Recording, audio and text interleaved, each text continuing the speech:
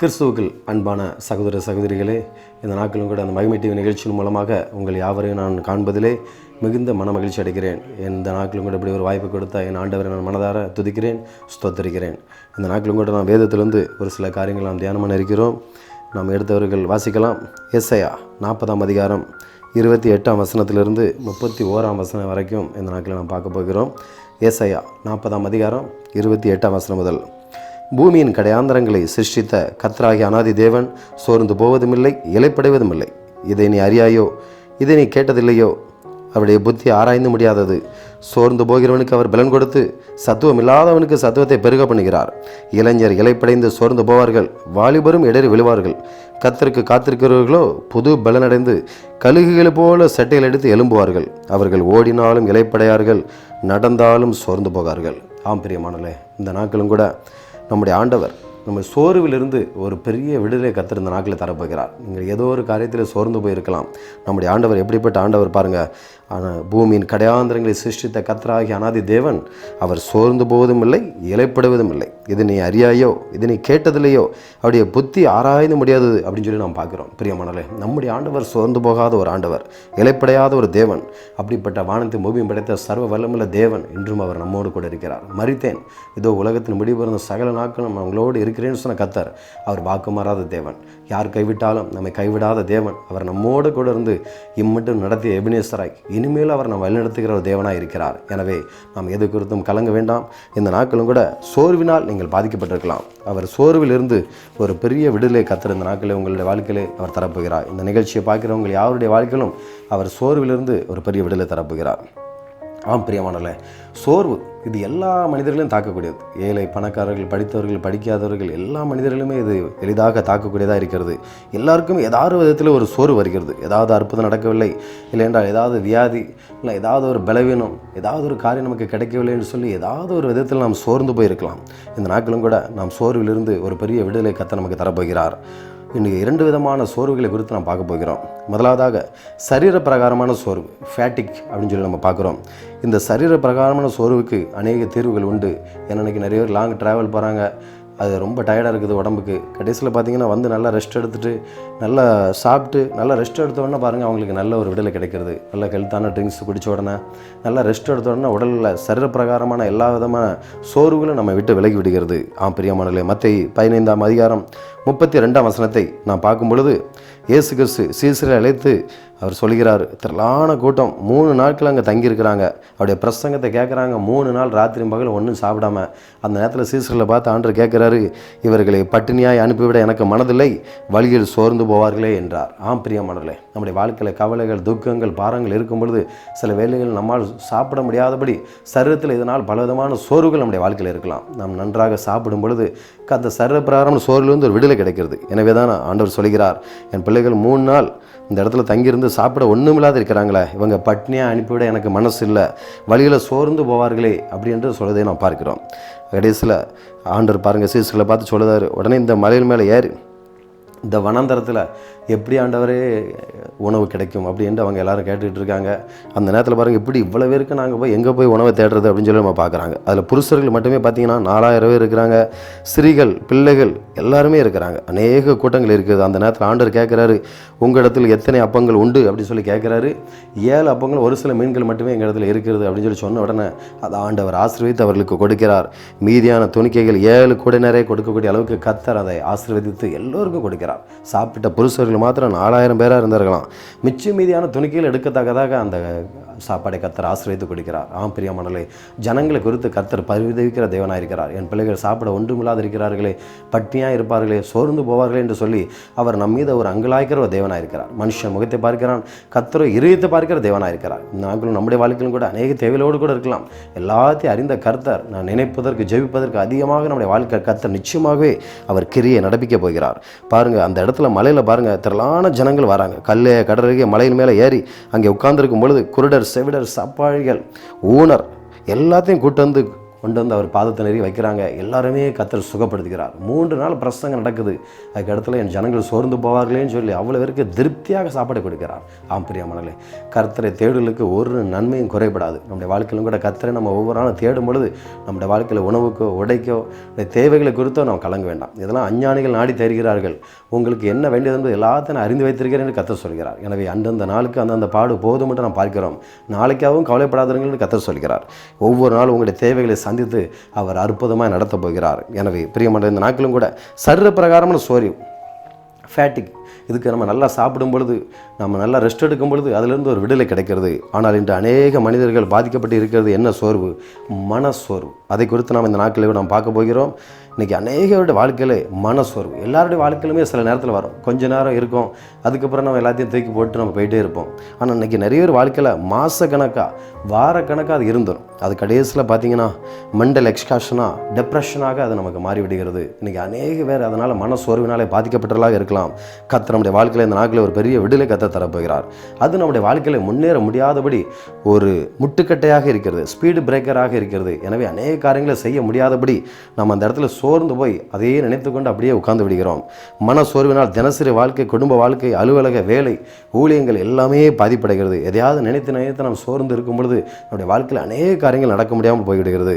சங்கீதம் 143 4ஆம் வசனத்தை பார்க்கும் பொழுது, என் ஆவி என்னில் தேங்குகிறது, என் இருதயம் எனக்குள் சோர்ந்து போகிறதுன்னு சொல்லி தாவீது சொல்கிறத பார்க்கணும். இன்னைக்கு தாவீதுடைய வாழ்க்கையில் எத்தனையோ சத்துருக்கள், என் சத்துருக்கள் எவ்வளவா பெருகி இருக்கிறார்கள் அப்படின்னு சொல்லி அவர் சொல்லதை நம்ம பார்க்குறோம். ஆனாலும் கூட கர்த்தரையே நான் நம்பிக்கையாக வைத்திருக்கிறேன் அப்படின்னு சொல்லி ஆண்டவரே அவர் தஞ்சமாக வைத்திருப்பனால எல்லாதமான சிறையிருப்பிலிருந்து கர்த்தர் அவனை ஒவ்வொரு நாளும் விடுவித்து அநேக சத்துருக்களிலிருந்து கர்த்தர் உயர்த்துகிறார். அதனால தான் சொல்கிறார், என் தலையை எண்ணெயால் அபிஷேகம் பண்ணுகிறார், என் சத்துருக்கள் உண்பதாக எனக்கு ஒரு பந்தியை ஆயத்தப்படுத்தி என் தலையை எண்ணெயால் அபிஷேகம் பண்ணுகிறார் என்று சொல்கிறார்.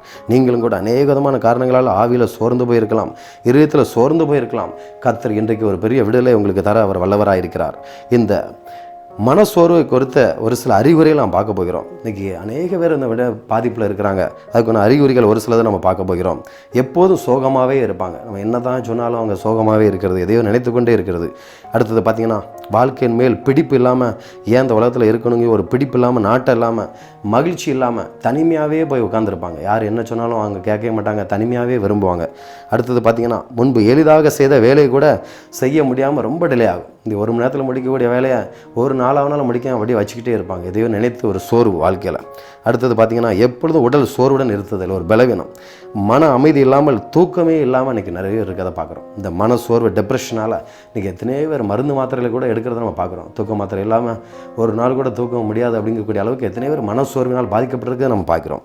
அடுத்ததாக பசியின்மை, அடுத்ததாக தாழ்வு மனப்பான்மை. தன்னை குறித்து நான் தான் இந்த உலகத்தில் ரொம்ப ரொம்ப ஏழ்மையானவன், என்னையை போல் இந்த உலகத்தில் யாருமே கஷ்டப்பட்டவங்க கிடையாது, என்னையை போல் பாவத்தில் மறுக்க இருக்கக்கூடியவங்க யாருமே கிடையாது, தன்னைத்தானே ஒரு தாழ்வு மனப்பான்மை. அதனால் வாழ்க்கையில் தன்னம்பிக்கை இல்லாமல் நம்மளாம் வாழ்க்கையில் எங்கே முன்னேற போகிறோம் அப்படிங்கிற ஒரு தாழ்வு மனப்பான்மையினாலே இன்றைக்கி நிறைய பேர் மன சோர்வில் இருக்கிறோம். அடுத்ததாக பார்த்திங்கன்னா தலைவலி, அடிக்கடி தலைவலி. இதனால் யார் என்ன சொன்னாலும் எரிச்சல், வேகமாக நம்ம எரிச்சல் படுவது. அடுத்தது கடைசி அதனுடைய அறிகுறிகள் என்னென்னு பார்த்தீங்கன்னா இது எல்லாம் மொத்தி கடைசியில் தற்கொலை எண்ணத்தில் கொண்டு போய் விடுகிறது. இந்த மன சோர்வு ஒரு மனிதனை கடைசியில் பார்த்திங்கன்னா தனிமையாக இருப்பது, தான் செய்கிற வேலையை சரியாக செய்ய விடாமல், தூக்கம் இல்லாமல், தலைவலியினால் பாதிக்கப்பட்டு கடைசியில் பார்த்திங்கன்னா ஒரு அறிகுறி என்னென்னு பார்த்தீங்கன்னா வாழ்வதற்கே எனக்கு பிடிக்கலை, நான் செத்து தொலைகிறேன் அப்படிங்கக்கூடிய அளவுக்கு ஒரு விதமான எண்ணத்தை உள்ளத்துக்களாக கொண்டு வந்து விடுகிறது.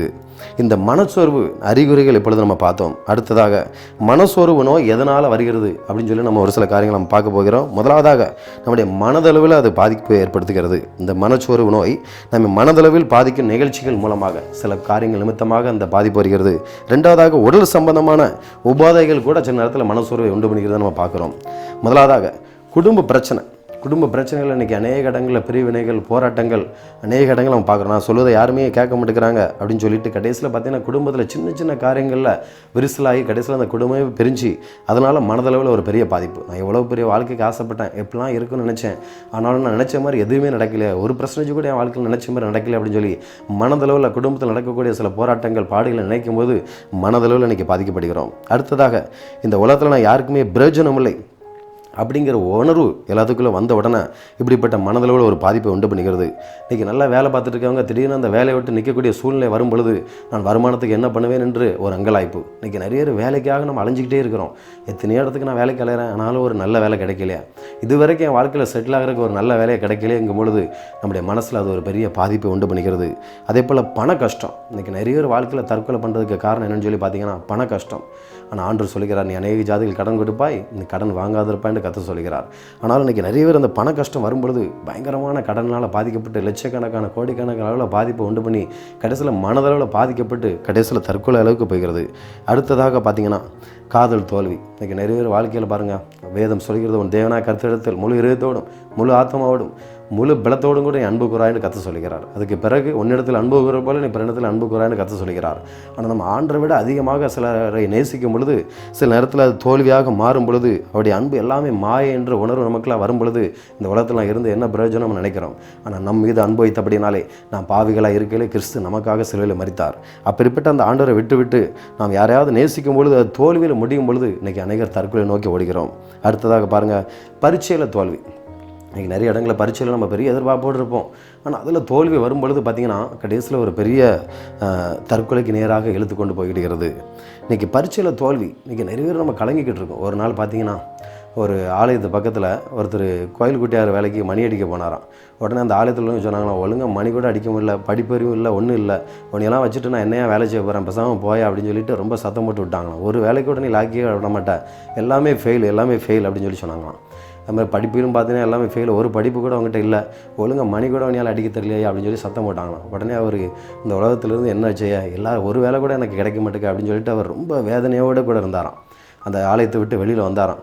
சரி, நமக்கு இருக்கிறதோட பேசாமல் மறித்திரலாம், உங்களுக்கு ஒரு வேலை கூட நமக்கு யாருமே தரமாட்டேங்காங்களே, படிப்பில்லைன்னு சொல்கிறாங்களே, பேசாமல் செத்துடலாம் அப்படின்னு நினச்சாராம். ஆனால் கடைசியில் அந்த ஆலயத்தை விட்டு வெளியில் வரும்பொழுது டீ குடிக்கிறதுக்காக ஒரு கடையை தேடினாராம். ரொம்ப சரீரப்பிரகாரமாக ஒரு டயர்டாக இருக்குது, ஒரு டீயை குடிப்போம் அப்படின்னு சொல்லிட்டு எல்லா பக்கம் சுற்றி பார்த்தாராம். ஒரு கடை கூட இல்லையா. அப்போ தான் அவருக்கு ஒரு நினப்பு வந்து தான், ஏன் நம்ம டீ கடை வைக்கக்கூடாது, இவ்வளோ தூரம் நம்ம நடந்திருக்கோம், பக்கத்தில் ஒரு டீ கடை இல்லையா, பேசாமல் ஒரு டீ கடை ஆரம்பிப்போன்னு சொல்லி சாகக்கூட மனசில் இருந்த மனிதன் அந்த நேரத்தில் தன்னுடைய மனதை மாற்றி நம்ம ஒரு டீ கடை ஆரம்பிப்போன்னு சொல்லி ஆரம்பித்தாராம். கடைசியில் பார்த்தீங்கன்னா அநேகருக்கு உதவி செய்யக்கூடிய அளவுக்கு பெரிய கோடீஸ்வரராக மாறினாராம்.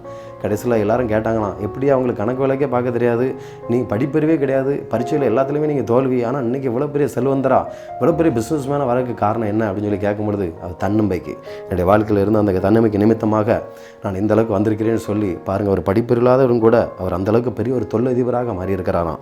பெரியவன். இன்றைக்கி நிறைய பேர் பரீட்சை தோல்வினால் நம்ம தற்கொலை நோக்கி போகிறோம்.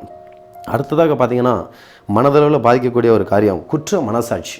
ஏதோ ஒரு காரியம் நம்ம யாருக்காவது ஏதாவது துரோகம் பண்ணுறது, எல்லாம் ஏதாவது ஒரு பாவம் இப்படிப்பட்ட வாழ்க்கையில் கிடந்து அந்த குற்ற மனசாட்சி கடைசியில் தற்கொலையில் கொண்டு போய் விடுகிறது. அடுத்தது யாருடைய வாழ்க்கையில் தற்கொலை கொண்டு வருகிறது அப்படின்னு சொல்லி பார்த்திங்கன்னா உடல் உபாதை. இன்றைக்கி நாள்பட்ட வியாதி. நிறைய மருத்துவ இடத்துல போய் பார்த்தும் கூட கடைசியில் ஒன்றுமே சரியாகலைன்னு உடனே என்ன எவ்வளோ ரூபா நம்ம பணத்தை செலவழிச்சிருக்கோம், எந்தெந்த டாக்டர்லாம் போய் பார்த்தோம், ஆனாலும் கூட எதுலையுமே சரியாகலையா, இந்த உலகத்தில் இருக்கிறத விட நான் மறித்து விட்டால் நலமாக இருக்கும். ஏனென்றால் என்னோட வாழ்க்கையில் தீராத வியாதி, தீராத வயிற்று வலி, தீராத தலைவலி, எந்த ஆஸ்பத்திரிக்கு போய் கூட எதாவது முடியல, இனிமேல் என்ன செய்ய அப்படின்னு நினைக்கிறேன். ஆனால் நம்மளையும் நேசிக்கிற ஒரு ஆண்டவர் உண்டு. 12 வருடமாக பெரும்படல ஸ்திரீ என்னுடைய ஆஸ்திகளை எல்லாம் விற்று பாருங்கள், எத்தனையோ டாக்டரை பார்த்தாங்களாம், யாராலையுமே காப்பாற்ற முடியல. ஆனால் கடைசியில் பார்த்தீங்களா அந்த சரீர வியாதியில் அந்த இடத்துல இயேசு கிறிஸ்து அந்த வழியாக போகிறாருன்னு கேள்விப்பட்ட உடனே அவருடைய வஸ்திரத்தையாக தொட்டால் நமக்கு சுகம் கிடைக்குன்னு சொல்லி ஒரு விசுவாசோடு கூட போய் தொடுறாங்க. அந்த நேரத்தில் ஆண்டோடைய சரீரத்திலிருந்து ஒரு வல்லமை புறப்பட்டு அந்த அம்மாவை ஒரு நிமிஷத்தில் சுகப்படுத்த நம்ம பார்க்குறோம். அப்படிப்பட்ட குணமாக்குகிற கர்த்தர் நம்மோடு கூட இருக்கிறார்.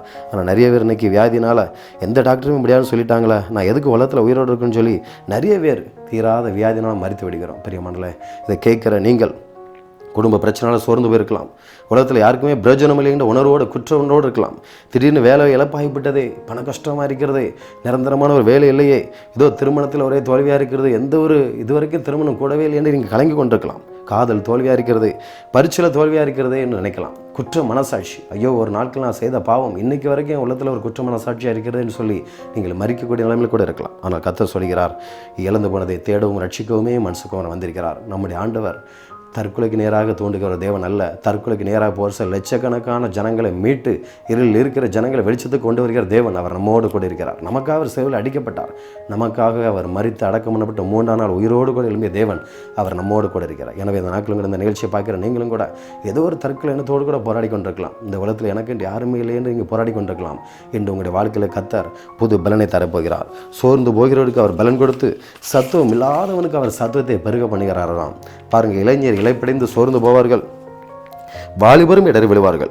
கர்த்தருக்கு காத்திருக்கிறவர்களோ புது பலனடைந்து கழுகுகளை போல செட்டைகள் எடுத்து ஏறும்புவார்கள். அவர்கள் ஓடினால் இலைப்படையார்கள், நடந்தாலும் சோர்ந்து போகிறார்கள் கர்த்தர் சொல்கிறார்.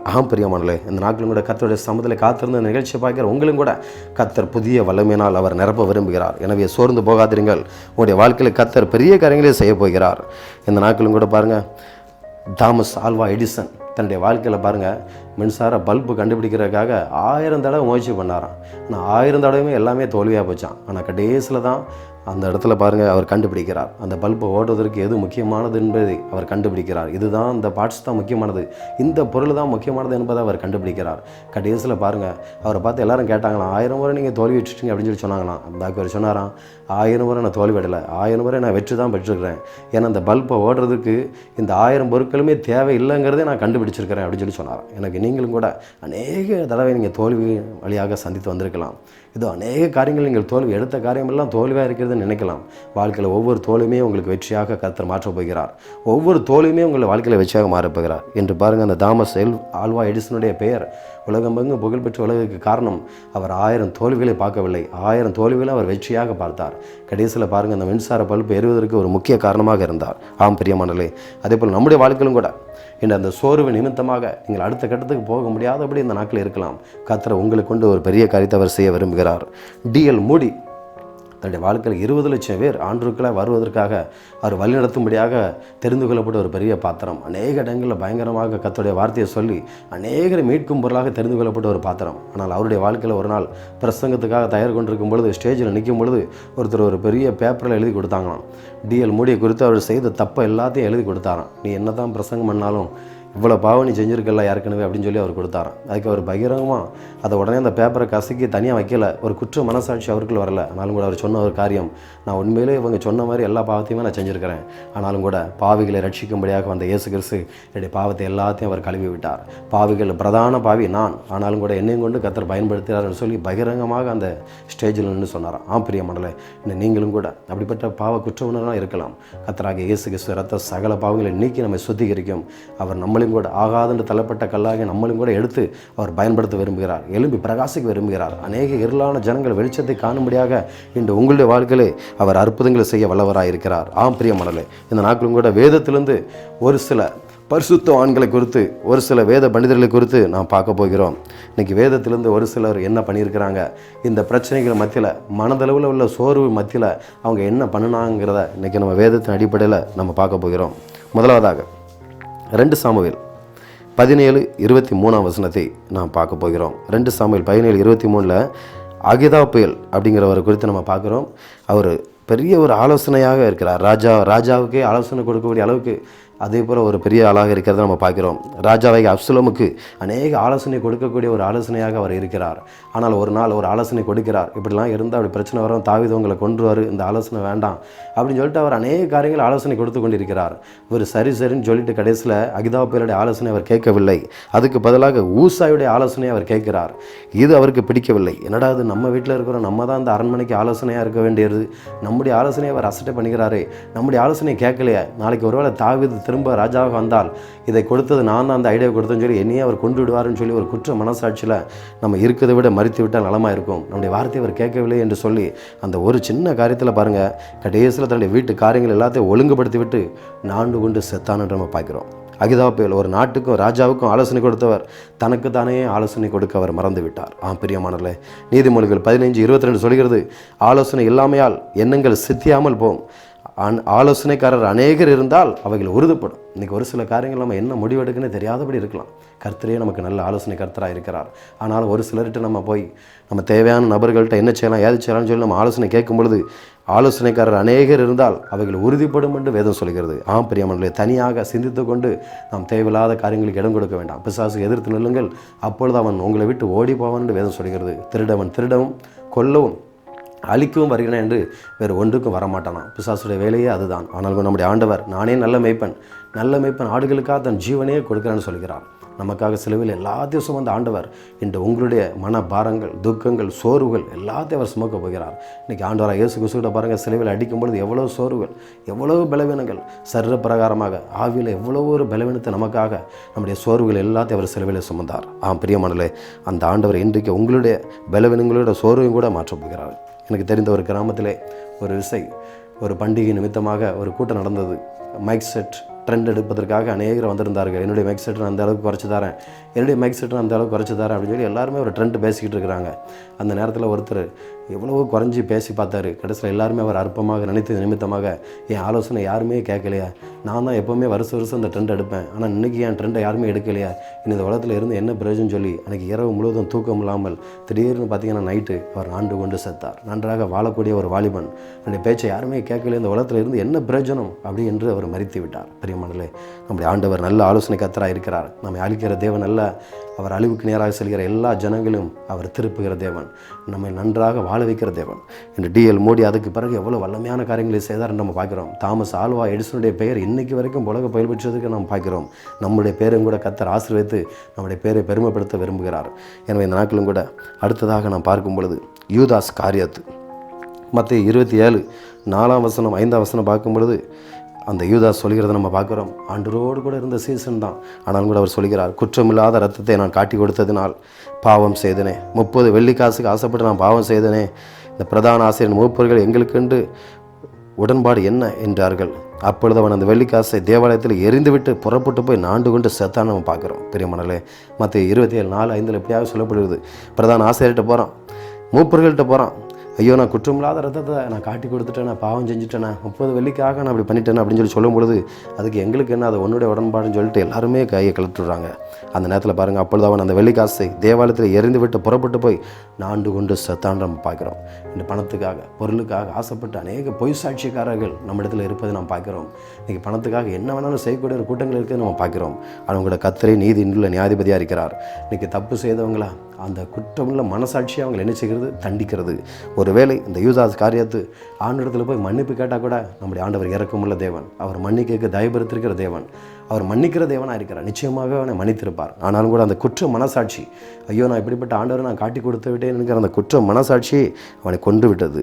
எசேக்கியேல் 33:10 நாம் பார்க்கும் பொழுது, எங்கள் துரோகங்களும் எங்கள் பாவங்களும் எங்கள் மேல் இருக்கிறது, நாங்கள் சோர்ந்து போகிறோம் அப்படின்னு சொல்லி எசேக்கியேல் தீர்க்கதரிசி சொல்வதை நம்ம பார்க்குறோம். பிரியமானவர்களே, குற்றங்கள், பாவங்கள், ஆண்டுக்கு விரோதமான காரியங்கள், நீதிமான்களுக்கு விரோதமாக செய்யப்படுகிற செயல்கள், நல்ல ஒரு மனிதனுக்கு விரோதமாக அநேக காரியங்கள் நம்ம செய்யும் பொழுது அந்த குற்ற மனசாட்சி நம்ம தூங்க விடுவது இல்லை. அதனாலே அந்த பாவத்தின் நிமித்தமாக நம்முடைய வாழ்க்கையில் சோர்ந்து போய் விடுகிறோம். ஐயோ நம்ம எப்படி செய்து விட்டோமே என்று சொல்லி. எனவே இந்த நாட்களும் கூட கர்த்தர் மன்னிக்க தயபடுத்த தேவன். நம்முடைய பாவங்கள் எல்லாத்தையும் அறிக்கையிடும் பொழுது நிச்சயமாக புது சிருஷ்டியாக மாற்றுகிறார்.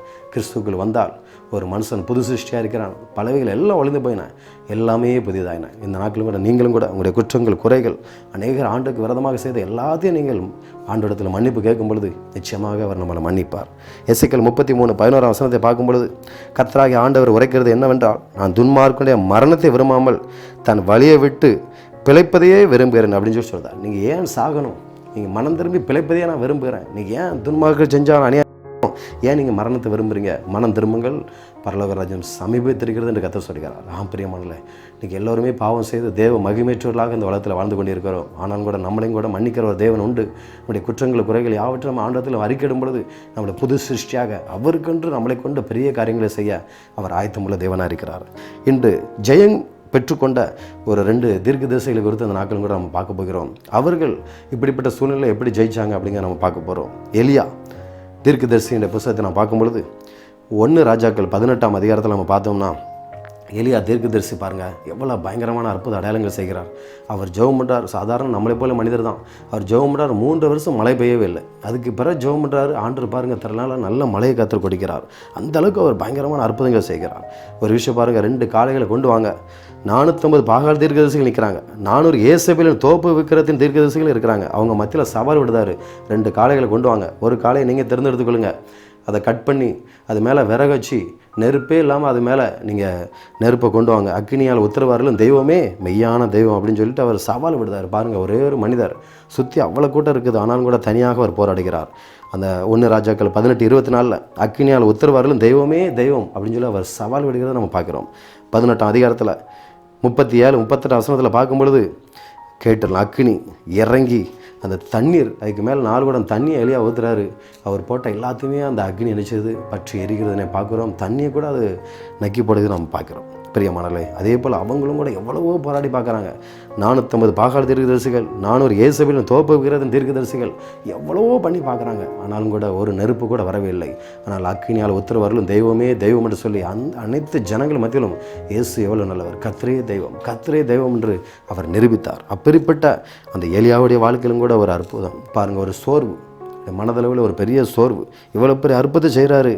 ஆனால் கடைசியில் பார்த்தீங்கன்னா 1 ராஜாக்கள் 19ஆம் அதிகாரம் 1ஆம் வசனத்திலேருந்து 5ஆம் வசனம் வரைக்கும் பார்க்கும் பொழுது ஏசபேலுக்கு பயந்து இவ்வளோ பெரிய அற்புதத்தை செஞ்சாச்சு அந்த தீர்க்கதரிசிகள் மத்தியில், இனி நம்மளை சும்மா விட மாட்டாங்கன்னு சொல்லி ஏசபேலுக்கு பயந்து ஒரு சூறைச்செடியின் கீழே உட்கார்ந்து நான் சாக வேண்டும் என்று கோரி, போதும் கர்த்தாவே என் ஆத்மாவை எடுத்துக்கொள்ளும், நான் பிதாக்களை பார்க்கலும் நல்லவன் அல்ல, ஒரு சூறைச்செடியின் கீழ் படுத்து நித்திரை பண்ணினான். பாருங்கள், என் பிதாக்களை பார்க்கணும் நல்லவன் கிடையாது ஆண்டவரே, போதும் கர்த்தாவே, இது வரைக்கும் பண்ண ஊழியங்கள் போதும், இது வரைக்கும் நான் வாழ்க்கையில் இருந்ததெல்லாம் போதும், போதும் கர்த்தாவே எடுத்துக்கொள்ளும், நான் சாக வேண்டும் என்று சொல்லி அவன் சொல்கிறத நம்ம பார்க்குறோம். அந்தளவுக்கு மனதளவில் ஒரு சோர்வு, இனி நம்மளால் படைக்கவே முடியாதுங்கிற அளவுக்கு மனதளவில் ஒரு பெரிய சோர்வோடு கூட இருக்கிறான். அந்த நேரத்தில் படுத்து நித்திரை பண்ணி கொண்டிருக்கும் பொழுது தேவ தூதன் ஒருவன் வந்து தட்டி எழுப்பி எழுந்திருந்து போஜனம் பண்ணி என்றான். விழித்து பார்த்தால் தலையில் சுடப்பட்ட அடை பாத்திரத்தில் ஒரு தண்ணீர் இருக்குது தலைமாட்டில், அதை புசித்து குடித்து அதுக்கு பிறகு திரும்ப படுத்து கொண்டான் அப்படின்னு நம்ம பார்க்குறோம். பிரியமானவர்களே, இன்றைக்கி நம்முடைய வாழ்க்கையில் அநேக சோர்ந்து போயிருக்கலாம், எத்தனையோ ஜனங்கள் சோர்ந்து போயிருக்கலாம். நீ பயப்படாத, நம்முடைய ஆண்டவர் நம்மோடு இருக்கிறார், அவர் நிச்சயமாக நம்ம கைவிட மாட்டார் என்று சோர்ந்து போகிறவர்களை நீங்கள் பலப்படுத்துங்கள். சத்துவம் இல்லாதவருக்கு சத்துவத்தை பெறுகிற தேவன் நம்மோடு கூட இருக்கிறார் என்று அப்படிப்பட்ட ஜனங்களை திடப்படுத்துங்கள். அதுவே கர்த்தர் நமக்கு கொடுத்திருக்கிற ஊழியம். நீ எத்தனையோ பேர் ஆறுதல் சொல்ல ஆள் இல்லாதபடி எனக்கென்று ஒருவர் கூட பரிந்து பேச இல்லையே என்று சொல்லி எத்தனையோ ஜனங்கள் மறித்து கொண்டிருக்க நம்ம பார்க்குறோம். அப்படிப்பட்ட ஜனங்களுக்கு புத்திமதிகளை சொல்லி கர்த்தர் நம்மோடு இருக்கிறார், அவர் நிச்சயமாக கைவிட மாட்டார் என்று சொல்லுங்கள். என்றால் வானத்தை முழுமைப்படுத்த தேவன் அவர் நம்மோடு இருக்கிறார். அவர் ஒரு நாள் நம்மை கைவிடவே மாட்டார், ஒரு இமைப்பொழுது நம்மை கைவிடவே மாட்டார். இந்த நேரத்திலும் கூட பாருங்கள், அந்த எலியா எவ்வளோ பெரிய தீர்க்கதரிசி, ஆனாலும் சோர்ந்து போய் படுத்திருக்கும் பொழுது அவனுக்கு பாருங்கள் தண்ணீரை கொண்டாந்து கொடுக்குறாரு, அதே மாதிரி நல்லா அடைய சூடாக கொண்டாந்து சுட்டு கொடுக்குறாரு. அந்த நேரத்தில் போய் மறுபடியும் அவர் படுத்துக்கொள்ளார். 2ஆம் தரமும் தூதன் எழும்பி போஜனம் பண்ணு, நீ போக வேண்டிய தூரம் வெகு தூரம் அப்படின்னு சொல்லி சொல்கிறான். பாருங்கள், நீ நல்லா சாப்பிடு, நீங்கள் களைப்பாக இருக்கிறோம் நிறைய பேர், மனதளவுலேயும் ஒரு சரத்தில் இருக்கிறோம், முதலாவது நீ சாப்பிடு, அதுக்கு வர பேசிக்கலாம் அப்படின்னு சொல்லிட்டு நிறைய பேருக்கு நீங்கள் நம்ம சாப்பாடு கொடுக்குறோம். அதே போல் தான் இந்த தேவதூனும் கூட முதலாவது நீ போஜனம் பண்ணு, அதுக்கப்புறம் நீ போகக்கூடிய தூரம் வெகு தூரம் அப்படின்னு சொல்லி சொல்கிறான். அடுத்தது என்னென்னு பார்த்தீங்கன்னா 40 நாள் அந்த சாப்பாடை சாப்பிட்ட நிமித்தமாக 40 நாள் அவன் ராத்திரியும் பகல் நடந்து ஓரேப்புங்கிற தேவனுடைய பருவத்துக்கு வந்தான். அந்த இடத்துலையும் போய் பாருங்கள், இனி நம்ம என்னத்தை செய்ய போகிறோம் அப்படின்னு சொல்லி 40 நாள் நடந்து வந்து ஒரு சிங்க கவியில் போய் தங்கிட்டு இருக்கிறான். ஆண்டவர் அந்த நேரத்தில் பார்த்து கேட்குறாரு, எலியாவே இங்கு உனக்கு என்ன காரியம் அப்படின்னு சொல்லி சொல்லுதாரு. சோர்ந்து போய் ஒரு குகையில் சிங்க கேபில் போய் அவன் உட்காந்துக்கிட்டு தான் பார்க்குறோம். இன்றைக்கி நம்மளும் கூட சோர்ந்து போய் அவர் எப்படி சூறைச்செடிவின் கீழே இருந்தாரோ, சிங்க கேபில் போய் இருந்தாரோ, அதே போல் நம்மளும் கூட நம்ம ஆண்டுக்காக வல்லமையாக பிரகாசிக்கக்கூடியவர்கள். ஏதோ செய்த ஒரு தவறு நிமித்தமாக, ஏதோ ஒரு தோல்வி மேலே தோல்வி வந்தது நிமித்தமாக நம்ம ஆண்டுகிட்டே விலகி ஓடி போயிருக்கலாம். ஆனால் கர்த்தர் இன்று நம்மளும் கூட அவர் அழைக்கிறார். அவருடைய ஊழியத்தை செய்யும்படியாக, அவருக்காக அரிய பெரிய காரியங்களை செய்யும்படியாக, வல்லமையான பாத்திரமாக சூரியனை போல பிரகாசிக்கும்படியாக அவர் நம்மை தேடுகிறார். எலியாவே இங்கே உனக்கு என்ன காரியம் அப்படின்னு சொல்லி கேட்குறாரு. கடைசியில் அவர் சொல்லுதார் பாருங்கள், என்னுடைய தீர்க்கதரிசி எல்லாத்தையும் கொண்டு போட்டாங்க, நான் ஒருவன் மாத்திரம் உயிரோடு இருக்கிறேன், என் பிராணின்னு வாங்க தேடுகிறார்கள் அப்படின்னு சொல்லி அவன் சொல்கிறான். என் பிராணியும் வாங்க தேடுகிறார்கள்னு சொல்கிறான். அதுக்கடுத்து பெரிய காற்று வருகிறது, பூமி அதிர்ச்சி வருகிறது, அக்னி வருகிறது. அக்னிக்கு பிறகு ஒரு மெல்லிய சத்தம் வந்து அவனை ஆறுதல் படுத்துகிறது. உனக்கு இனிமே இருக்கக்கூடிய பொறுப்பை நோக்கி நிற்பார், முந்தினவைகளை நினைக்க வேண்டாம், பூர்வமானங்களை சிந்திக்க வேண்டாம். இதோ நான் புதிய காரியத்தை செய்கிறேன்னு சொன்ன கர்த்தர், இது வரைக்கும் நடந்ததெல்லாம் நீ மறந்துரு, உன்னை கொண்டு நான் செய்யக்கூடிய காரியத்தை மாத்திரம் நினைத்துப்பார் அப்படின்னு சொல்லி நீ நேர ஆசைகளை சீரியாவை மேலே போய் அபிஷேகம் பண்ணு. அதே போல் நிம்சியின் குமாரனை எகுவை இஸ்ரவேல் மேல் ராஜாவாக அபிஷேகம் பண்ணு. எலிசாவை உன் ஸ்தானத்தில் தீர்க்கதரிசியாக அபிஷேகம் பண்ணு. இவ்வளோ பொறுப்பு உனக்கு இருக்கிறதுன்னு சொல்லி இனி செய்யக்கூடிய காரியத்தையே கர்த்தர் அவனுக்கு நினைவு கூட்டுகிறார். பிரியமானவர்களே, இது வரைக்கும் எங்களுடைய வாழ்க்கையிலே தோல்வி நிமித்தமாக சோர்ந்து போயிருக்கலாம். இனி உங்களை கர்த்தர் உங்களை கொண்டு பெரிய காரியங்கள் செய்வார். இதோ போர் அடிக்கிறதுக்கு உங்களை புதிதும் கூர்மையான பற்களை யந்திரமாக்குகிறார். நீங்கள் மலைகளை மிதித்து குண்டுகளை பதற்கு ஒப்பாக்கிவிட போகிறீர்கள். இதோ உங்களை அப்படிப்பட்ட ஒரு ஆயுதமாக கர்த்தர் எடுத்து பயன்படுத்தி உங்களை ஆசிர்வதிக்க போகிறார். எந்த இடத்துல வெக்கப்பட்டீர்களோ, எந்த இடத்துல அவமானப்பட்டீர்களோ, அதனால் நீங்கள் சோர்ந்து போயிருக்கிறீர்களோ, அதே இடத்துல உங்கள் வெக்கத்துக்கு பதிலாக ரெண்டத்தனையாக பலனை கர்த்தர் தரப்போகிறார். யோனாவுடைய வாழ்க்கையும் கூட பார்த்தீங்கன்னா, யோனா தீர்க்கதரிசி ஒரு ஆமணக்கு செடிக்காக பரிதவிக்கிறத பார்க்குறோம். என்னடா அது நல்லலாக இருந்தது, அது திடீர்னு பார்த்தீங்கன்னா அரித்து போடப்பட்டது, சூரியன் என் மேலே விதிக்கிறேன்னு சொல்லி அதுக்காக அவர் சோர்ந்து போயிட்டு தான் நம்ம பார்க்குறோம். நான் சாக போகிறேன், செத்து போனால் கூட நலமாக இருக்குன்னு சொல்லி அந்த இடத்துல சொல்லுதார். நீர் மனம் மாறிடுது, அழிக்கிறேன்னு சொன்னீர், அப்புறம் அழிக்கலை, அவங்களுடைய அழுகுறெல்லாம் கேட்டு மனசு மாறிட்டுன்னு சொல்லி அநேக காரியங்கள் நினைத்து அவனும் சோர்ந்து போகிறத நம்ம பார்க்குறோம். அதுக்கடுத்து ஆண்டவர் சொல்கிறார், நீ சாதாரண ஒரு ஆமணக்கு செடிக்காக இப்படியும் சோர்ந்து போகிறாயே, ஆனால் 1,20,000 பேருக்கு அதிகமான நினைவுக்காக நான் பரிதாபமாக இருப்பானோ என்று சொல்லி அவர் அந்த நேரத்தில் அவன் சொல்கிறத நம்ம பார்க்குறோம். பிரியமானவர்களே, நீங்களும் கூட ஆபத்து காலத்தில் சோர்ந்து போவேனால் உன் பலன் குறுகினது என்று சொல்கிறது. ஆபத்து காலத்தில் நம்ம எதிர்த்து நிற்கும் பொழுது கர்த்தரிடத்தில் நம்முடைய வல்லமை பெற்றுக்கொள்ளும் போது கர்த்தர் நம்மளை பலப்படுத்துகிறார். ரோமர் 2:7 சோர்ந்து போகாமல் நற்கிரைகளை செய்து மகிமையும் கனத்தையும் அழியாமையும் தேடுகளுக்கு அவர் நித்திய ஜீவனை கொடுக்கிறாராம். கலாத்தியர் 6:9 நன்மை செய்கிறதிலே சோர்ந்து போகாமல் இருப்போமாக, நாம் தளர்ந்து போகாதிருந்தால் ஏற்ற காலத்தில் அறுப்போம் என்று கர்த்தர் சொல்கிறார். ஆம் பிரியமானவர்களே, இயேசு கிறிஸ்துவும் கூட எபிரேயர் 12:2-3 தனக்கு முன் வைத்த அவமானத்தின் சந்தோஷத்தின் பொருட்டு அவமானத்தை எண்ணாமல் சிலுவையை சகித்தார். அதனால் தேவனுடைய வலது பாரசத்தில் வீற்று இருக்கிறார். ஆகையால் நீங்கள் இளைப்புள்ளவர்களாய் உங்கள் ஆத்மாக்களில் சோர்ந்து போகாதபடிக்கு தமக்கு விரோதமாக பாவிகளால் செய்யப்பட்ட இவ்விதமான உபரங்களை சகித்த அவரே நினைத்துக்கொள். சோர்ந்து போகும் பொழுது, பாடுகள் வரும்போது, பிரச்சனைகள் வரும் பொழுது அவரே நினைத்துக்கொள். அவர் உங்களுடைய வாழ்க்கையில் எல்லாதமான சோர்வை அந்த நாட்களை அவர் மாற்றப் போகிறார். ஏனென்றால் உண்மையாய் தம்மை நோக்கி கூப்பிடுகிற யாவருக்கும் கர்த்தர் சமீபமாக இருக்கிறார். தம்மால் தெரிந்து கொள்ளப்பட்டவருடைய வாழ்க்கையில் அவர் நீடிய பொறுமையுள்ளவராக இருந்து நமக்காக அவர் நீதி செய்கிற தேவனாய், நியாயம் செய்கிற தேவனாய், நிச்சயமாக பதிலளிக்கிற ஒரு தேவனாக இருக்கிறார். நம்ம எல்லோரும் கண்களையும் மூடி ஜெபிக்கலாம். அன்புள்ள இயேசப்பா, அந்த நாட்களும் கூட சோர்ந்து போயிருக்கு நீ பலன் கொடுக்கிற தேவன், சத்துவம் இல்லாதவனுக்கு சத்தத்தை பெருகு பண்ணிக்கிற கத்தை நாங்கள் பார்த்தோமப்பா. இந்த நாட்களும் கூட அநேக காரியங்களில் அற்புதம் நடக்கவில்லை என்று சொல்லி சோர்ந்து போய் பலவீனத்து நிமித்தமாக, சர்வப்பிரகாரமான பலவீனத்து நிமித்தமாக கூட எத்தனை பேர் தற்கொலை முயற்சியோடு கூட இருக்கலாம். என்னுடைய வாழ்க்கையில் ஒரு அற்புதம் நடக்கவில்லை என்று சொல்லி கூட இது அநேக தோல்விகள் நிமித்தமாக கூட தற்கொலை எண்ணத்தோடு கூட இருக்கலாமப்பா. அந்த நாட்களும் கூட ஆண்டவரே, யூதாஸ் அகிதாப்பேல் போல முடிவெடுக்காதபடி எலியாவை போல புதிய வல்லமை பெற்றுக்கொண்டு இன்னும் கர்த்தர் என்னை கொண்டு என்ன செய்ய போகிறார் என்று நினைவாக இருந்து பெரிய காரியங்களை செய்ய பலப்படுத்துங்கப்பா. யோனா தீர்க்கதரிசன புத்தகத்தில் அவனை கொண்டு பெரிய காரியத்தை செய்தது போல தகப்பனே சோர்ந்து போயிருக்கிறவர்களை பலப்படுத்தி இன்னும் நீர் பெரிய காரியங்களை செய்யப்படுற கிருபைகளுக்காக நன்றியோடு துதிக்கிறான்ப்பா. யார் யார் இந்த நிகழ்ச்சியை பார்த்து கொண்டிருக்க, யார் யார் என்னுடைய வாழ்க்கையில் அற்புதம் நடக்கவில்லை என்று சோர்ந்து போயிருக்கிறார்களோ, மனதளவில் உடலளவில் எந்த சோர்வு இருந்தாலும் அந்த எல்லா சோர்வும் இந்த நாட்களை எடுத்து போடுங்கப்பா. அப்படி வாழ்க்கையில் புதிய கிருபை கொடுத்து, புதிய வல்லமை கொடுத்து, புதிய சத்துவத்தை கொடுத்து நீர் ஆசிரியக்கப்படுற கிருபைகளுக்காக சோத்திரம். உங்கள் துக்கம் சந்தோஷமாக மாறும் என்ற வரத்தின்படி இப்படி துக்கங்கள் யாவத்தையும் இந்த நாட்களில் சந்தோஷமாக மாறப்பணப்பறக்காக சோத்திரம்ப்பா. புதிய கூர்மையான பற்களை எந்திரமாக நீர் மாற்றுவதற்காக நன்றியோடு துதிக்கிறோம். இயேசுவின் ஜெபிக்கிற நல்ல பிதாவே, ஆமென். ஆமென். கர்த்தர் உங்களை ஒவ்வொருவரையும் ஆசீர்வதிப்பாராக. ஆமென்.